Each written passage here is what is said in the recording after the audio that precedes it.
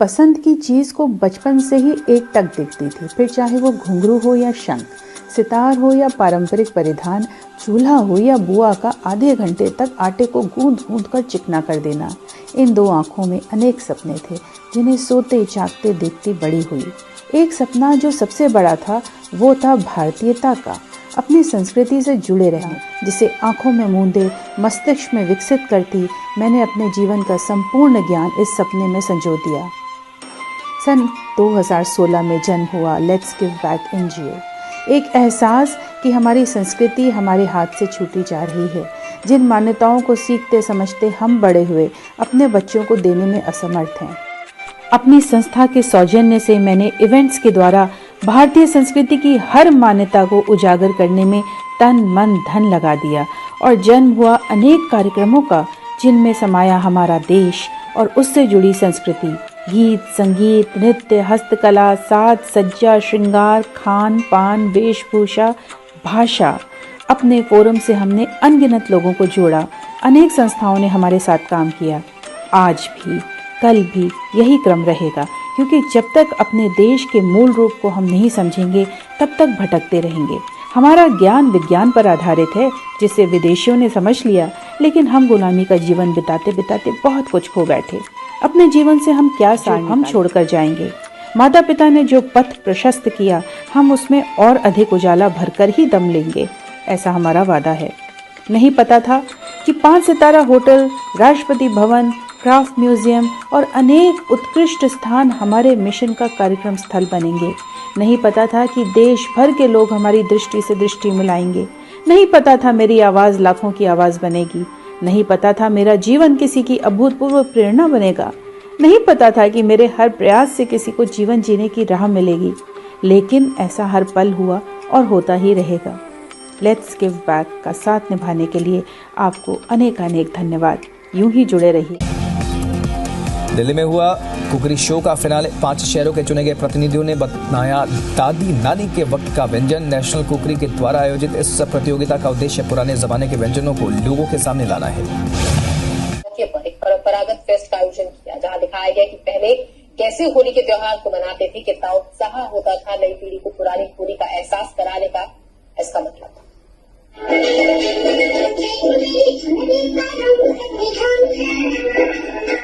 8 दिन तक होली मिलन का समारोह चलता था, सांस्कृतिक कार्यक्रम होते थे, हमारा भारतीय संगीत होता था, उसके होरी होता था, ठुमरी होती थी, फाग होता था। वो सब अब हमें नहीं मिलते हैं। डीजे और पूल पार्टी का एक माहौल सा बन गया है। तो मुझे ये अपना प्रयास लगता है और मैं अपने जितने भी कार्यक्रम है उसमें अपनी जो भारतीय संस्कृति है उसको वापस लाने का एक प्रयास करती हूँ। उसमें बहुत सारी चीजों को जोड़ के थे। प्रतियोगिता तो है, लेकिन ये एक पाक कला उत्सव कह सकते हैं इसको। इट्स अ महोत्सव। बबीता जी हमारे साथ अभी नहीं है, लेकिन उनका जो ड्रीम है, उनका जो इच्छा है, उनका जो आशा है, ऐसे छोटे छोटे एफर्ट्स के साथ वो आगे बढ़ेगा। कार्यक्रम के साथ पहली साल से जुड़ा हुआ हूं और बबीता के बाद भी मैं इस बात की बहुत ज्यादा तारीफ करता हूं कर्नल सक्सेना साहब का कि उन्होंने उस पूरे काम को चालू रखा है। बहुत ही पॉजिटिव फीलिंग आ रही है, बहुत अच्छा लग रहा है। और ये जो प्लेटफॉर्म आपने दिया, मुझे दिया, औरों को मिल रहा है, ये कारवां रुकेगा नहीं और ये चलता रहेगा और इतना आगे जाना चाहिए कि ये जो कॉन्सेप्ट है कहीं गुम ना हो जाए। सच में कहीं गुम नहीं होना चाहिए।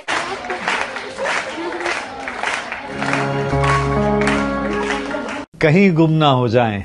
हमारा ट्रेडिशन, बहुत सारी ऐसी चीजें हैं जो गायब हो जाती हैं, सदियां बीत जाती हैं, समय निकलता जाता है, लेकिन कई चीजें खाने में ऐसी होती हैं जो याद करते हैं कि पहले हुआ करती थी।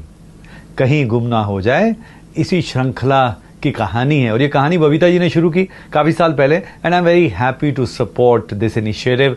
और 8वां सीज़न है।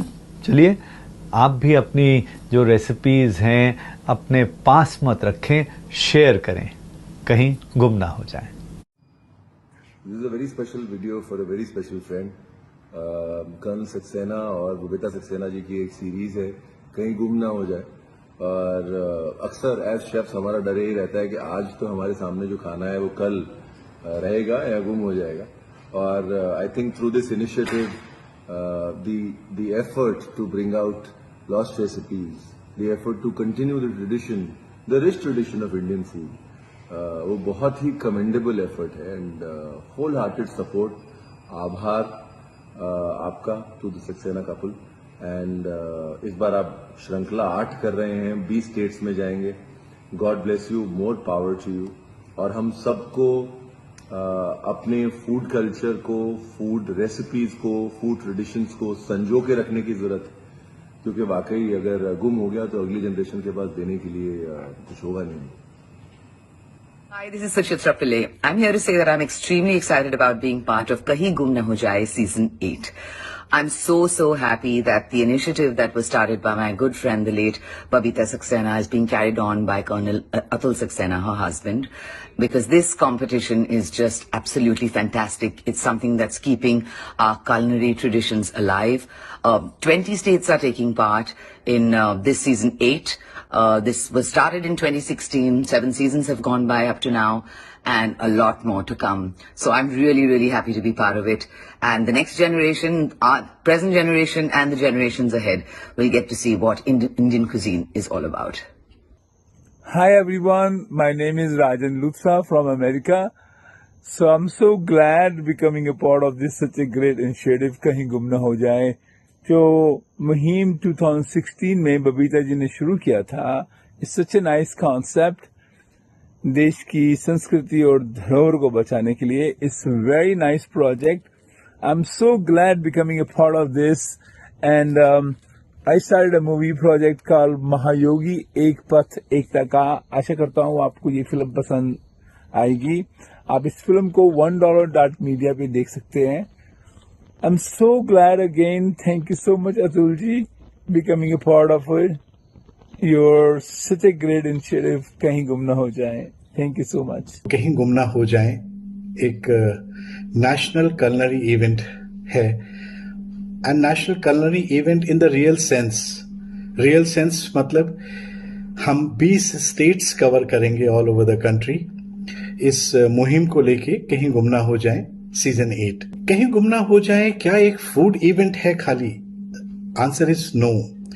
ये एक मुहिम है, एक सोच है जो बबीता जी ने 2016 में देखी थी, और इसका उद्देश्य था हाउ टू प्रिजर्व अपनी जो कल्चर है, अपनी जो हेरिटेज है, अपनी जो रेसिपीज लॉस्ट होती जा रही हैं, जो हमारी धरोहर है, उसको बचा के रखना. और इस साल की थीम है my state in my plate.